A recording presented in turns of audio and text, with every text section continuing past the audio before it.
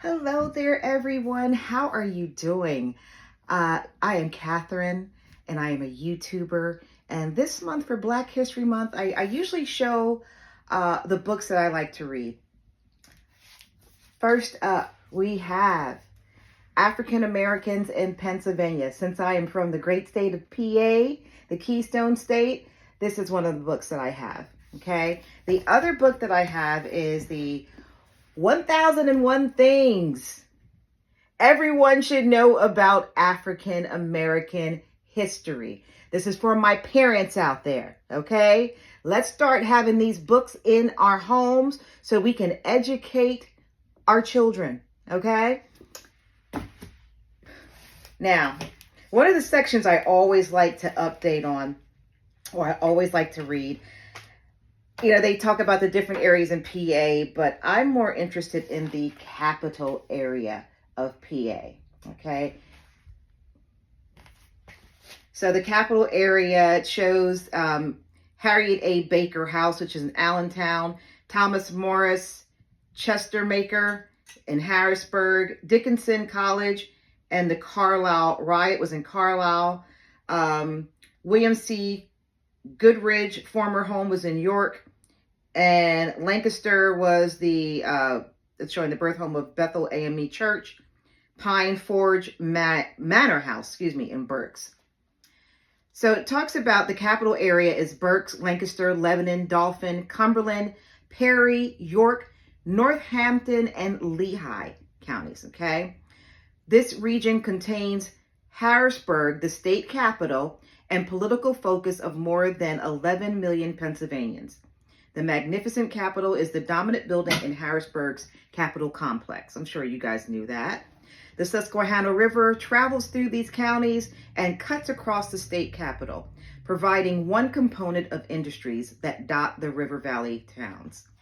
South of the area and west of the Susquehanna is York, in the county of the same name, a town that was at one time the capital of the United States. African Americans were slaves of various ethnic owners, but Lancaster County's Amish and Mennonite families did not favor the use of slaves. Consequently, the anti-slavery sentiment in this region's atmosphere led to a sense of confidence and security among those African Americans who called this area home. The town of Steelton, outside of Harrisburg, has had a large African American population since after the Civil War. Prior to the Civil War, the African American community in Carlisle, Cumberland County, produced a number of abolitionists and harbored many runaway slaves passing through their community. A small African American community has always represented Lebanon and Perry counties. Then we go on to Berks County, Elverson, Hopewell Village, and Furnace. Among historic Berks County landmarks, located in a green valley by French Creek, Hopewell Village and Furnace today stands tribute to people of African descent, both enslaved and free, bear with me, who have been associated with Hopewell Furnace since its erection in 1770. The builder and owner of the village and furnace, Mark Bird, who originally built a brownstone structure in 1744 as his manor house, was a slave owner. The 1790 census listed Bird as being the largest holder of slaves in Berks County, having 10 adult males, 3 boys, and 1 girl. There was a bustling during the American Revolutionary War era when cannons were made with a labor force of slaves and other workers. Although slavery declined rapidly after the Pennsylvania Assembly passed an emancipation bill in 1780, people of African descent continued to work at Hopewell. Some highly skilled laborers were wage earners. Some of the Hopewell Black workers lived in the forests. Beginning in 1835, this remote wooded area served as a safe haven for slaves seeking freedom on the Underground Railroad. Shaggy, now is not the time. Sorry about that. That's my cat. Along 6, let me read that again. Some of the Hopewell's black workers lived in the forest. Beginning in 1835, this remote wooded area served as a safe haven for slaves seeking freedom on the Underground Railroad along Sixpenny Creek. By 1856, the community of African people established Mount Frisbee AME Church. This church also was connected with the Underground Railroad. There is a cemetery south of the church site with tombstones for Isaac Cole and James Jackson, African-American veterans of the Civil War. Hopewell Village and Furnace has been meticulously restored to its 1820 to 1840 appearance. I'm hoping to make a trip to go by these sites that we're talking about today. Okay? It's showing the location of what I just read of Hopewell Village and Furnace as being in PA Route 345 north of Elverson. Berks County, Bally, the grave of an African-American Revolutionary War soldier. Laid out in 1742 on land owned by the Society of Jesus, Bally later was named for the Reverend Augustine Bally, who ministered to Roman Catholics in the surrounding area. Here in 1743, the Chapel of St. Paul was built and later changed to the Church of the Most Blessed Sacrament, erected in 1827. Buried in the cemetery of this picturesque tree-lined hamlet is Isaac Jones, a former slave who was born in Africa and served under General George Washington during the War for Independence. Location is showing as 610 Pine Street, and that one is in Bally. Okay. Berks County, Reading Bethel AME Church. Only Bethel African American Methodist Episcopal Church survives of the three African American churches that served the city of Reading in 1840. Old Bethel, as the church is commonly called, is the oldest African American church in Berks County, erected in 1837 by free African Americans. It became an Underground Railroad station for escaping slaves passing through the city. Some runaway slaves were forwarded to designated points along the Pennsylvania Railroad and placed on trains traveling to Philadelphia and northward into New York State. Slaves were in crawl space below a room in the church. In this church today is the Central Pennsylvania African American Museum, founded by the late Frank Gilliard, a local historian, and he was also my uncle, married to my aunt, Mildred Gilliard. The artful stained glass windows set in the once elegant Romanesque revival facade of this church can still be seen. The church is listed on the National Register of Historic Places, and I've been in this museum several times. Each time I would go, I would discover something new that I wanted to research further. There was a book out about quilts, African quilts.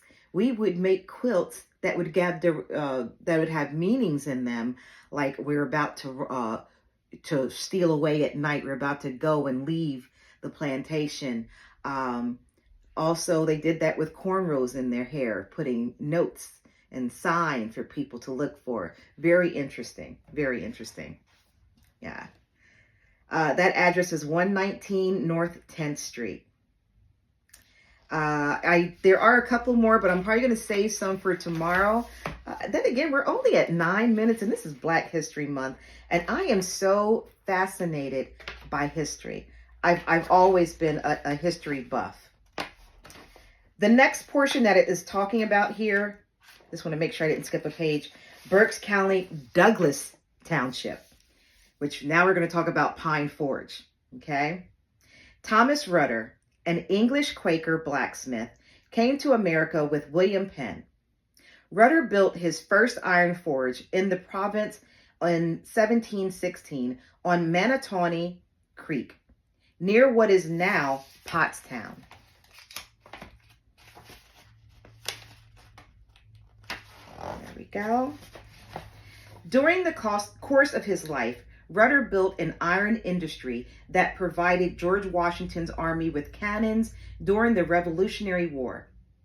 An ardent opponent of slavery, he employed African Americans as domestics, field workers, and laborers in his iron industry. After Rudder's death, members of his family harbored escaping slaves in his large manor house. Pine Forge was remote from the cities where slave hunters usually prowled, and those runaway slaves just passing through the area could hide in the manor house tunnels and elude the slave hunters who pursued them. African Americans owned the manor house and the property surrounding it. Today, it is a Seventh-day Adventist secondary boarding school. A Pennsylvania State historical marker stands in front of the manor house, and that is in Pine Forge. The location is Pine Forge Road. The next one that it's going to talk about is Berks County, and this is for Onalawney Township, and it's the Parvin House. Recently, a series of tunnels were discovered on the property of a stone house built in 1758 by Quaker Francis Parvin in Onalawney Township. In 1856, a two-room addition was built above a tunnel that is believed to have been part of the Underground Railroad. The Parvin family was ardent abolitionists. Francis Parvin had once signed a document that called for I'm sorry guys, my mind just went blank as I was reading. The abolition of slavery. Members of an excavation project have found supportive evidence that these tunnels were connected to the Underground Railroad network in Berks County. A tunnel appeared to link a cellar to a barn along Maiden Creek. One tunnel runs under the road that is only 1 mile long and connects Route 61 to Beverly Road.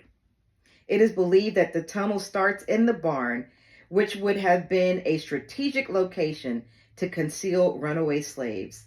The location of that house is on Berkeley Road. And then I'll save the other ones because then it's going to go into Lancaster County, but I will try to do that a different day. I just love history. If you don't learn your history, something's wrong with you. And I like learning about my people. When I went away to college, I chose a college that was one of the oldest African American colleges in the United States, which is Cheyney University, which is in Cheyney, Pennsylvania, and it's near Westchester. I learned so much there about my people. It was mind-blowing. I suggest everyone just have books in your home. I picked these up from Barnes & Noble. I've had them in my home for years because I'm a reader and I like to freshen up on my reading. Like before I go out to go to some of the sites that were listed in this book, I want to go over that, write them down, Google, and make sure I have the addresses so I can show you guys some of that information. There's actually one location that is up the road here from me, and we're going to go by that home. It's a beautiful mansion. And just the drive back there to this place, there are, a stream that runs back there. And when I went there the one time, my first time when I was going to this home, this manor, which is in Charming Forge, I actually got very emotional because just looking at the landscape, just imagining they were traveling those roads at night. And it was just so, I don't know, it was moving for me. But again, the books that I have here, 1001 Things Everyone Should Know About African American History. And this one, which is my favorite because it talks about Pennsylvania, and to be specific, African Americans in Pennsylvania. Now that was just the one section I picked out for you guys that was about the capital area. Some of the areas that they cover in here, I'm going to show you guys just a little bit of the table of contents.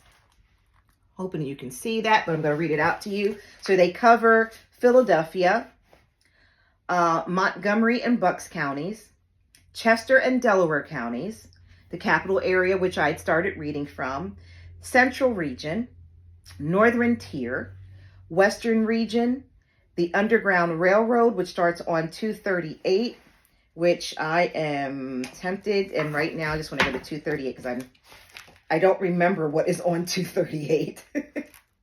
So bear with me.